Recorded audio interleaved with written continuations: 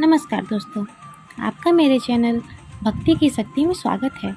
आज मैं आपको रक्षाबंधन की कहानी सुनाने जा रही हूँ। किसी गांव में लक्ष्मी नाम की एक लड़की रहती थी। वह अपने माता के साथ रहती थी। उसकी उम्र 6 या 7 साल की ही थी। उसका कोई भाई नहीं था। उसकी माँ भगवान श्री कृष्ण की पूजा किया करती थी, तो लक्ष्मी भी अपनी माँ के साथ श्री कृष्ण की पूजा करती थी। एक बार की बात है, रक्षाबंधन का त्यौहार आने वाला था। राखी वाला राखी बेचने आता था। सभी लड़कियां अपने अपने भाइयों के लिए राखियां खरीद रही थी। लक्ष्मी सबको राखियां खरीदते हुए देखती है।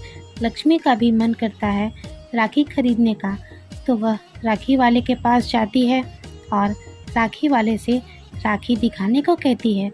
तो उसकी सहेलियां कहती हैं, लक्ष्मी तुम राखी क्यों खरीद रही हो? तुम्हारा तो कोई भाई नहीं है, तुम किसे राखी बांधोगी? लक्ष्मी को यह सुनकर बहुत बुरा लगता है।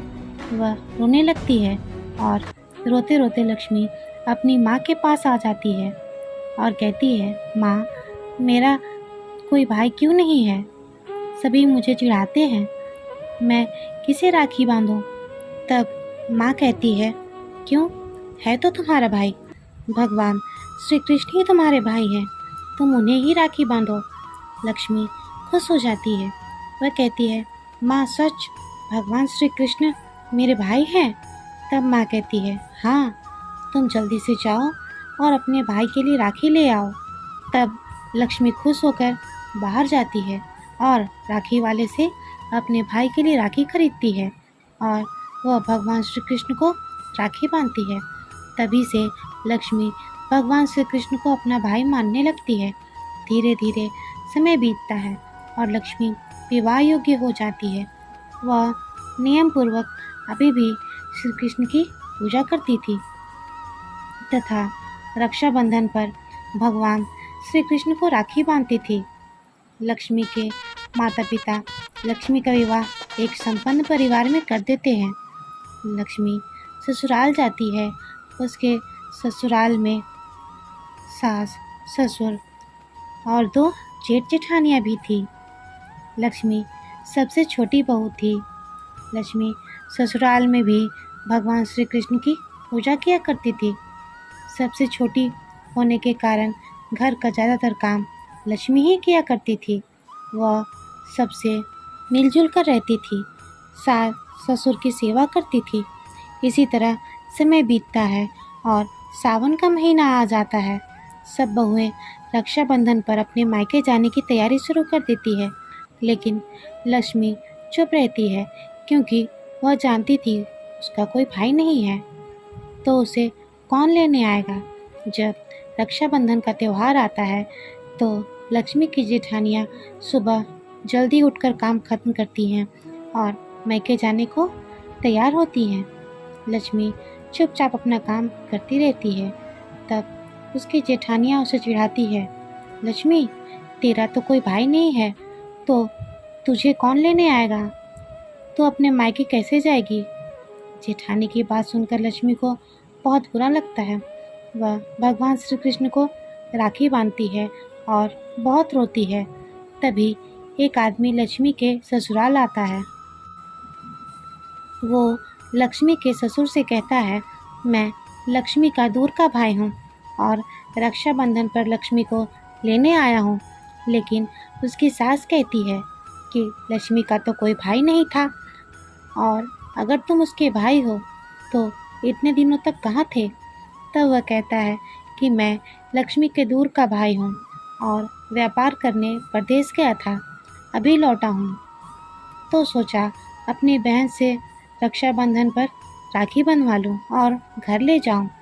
लक्ष्मी को भी बहुत आश्चर्य होता है, लेकिन वह सबको यकीन दिला देता है कि वह लक्ष्मी का भाई है। तो लक्ष्मी के घर वाले लक्ष्मी को उसके साथ भेज देते हैं। वह उसके साथ घर जाती है। वहाँ उसकी भाभी उसका खूब स्वागत करती है और ननद भाभी मिलकर खूब बातें करती हैं। लक्ष्मी बहुत खुश थी। इधर लक्ष्मी की जेठानियाँ घर आकर उसके पति से कहती है ये कौन सा भाई है? अब तक कहाँ था और अचानक कैसे आ गया? लक्ष्मी का पति भी सोच में पड़ गया।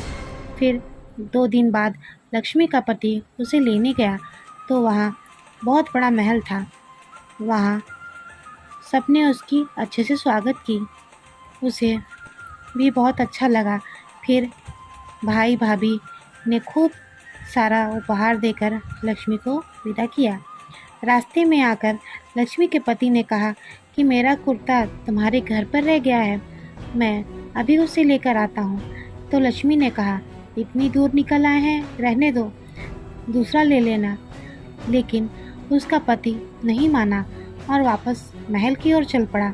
जब वह वहाँ पहुँचा तो देखा उसका कुर्ता एक पेड़ पर टंगा है और महल गायब है। वह गुस्से से लक्ष्मी के पास आता है और लक्ष्मी को डांटता है। वह कहता है, कहाँ है तुम्हारा भाई? वहाँ ना महल है ना तेरा भाई है, कौन है वो? तभी भगवान श्री कृष्ण प्रकट होते हैं और वो कहते हैं, मैं हूँ लक्ष्मी का भाई। ये बचपन से मुझे ही राखी बांधती है, इसलिए मैं इस रक्षाबंधन पर लक्ष्मी को अपने घर लाया था। तब लक्ष्मी और उसका पति भगवान श्री कृष्ण को प्रणाम करते हैं और लक्ष्मी का पति भगवान श्री कृष्ण से क्षमा मांगता है। भगवान श्री कृष्ण उसे क्षमा कर देते हैं और दोनों को आशीर्वाद देकर अंतर ध्यान हो जाते हैं। फिर लक्ष्मी और उसका पति खुशी खुशी अपने घर वापस चले आते हैं। लक्ष्मी की जेठानियाँ इतना सारा धन देखकर आश्चर्य में पड़ जाती है। जय हो श्री कृष्ण की। अगर आपको मेरी यह कहानी पसंद आई हो तो मेरे वीडियो को लाइक करें और ज़्यादा से ज़्यादा शेयर करें। धन्यवाद।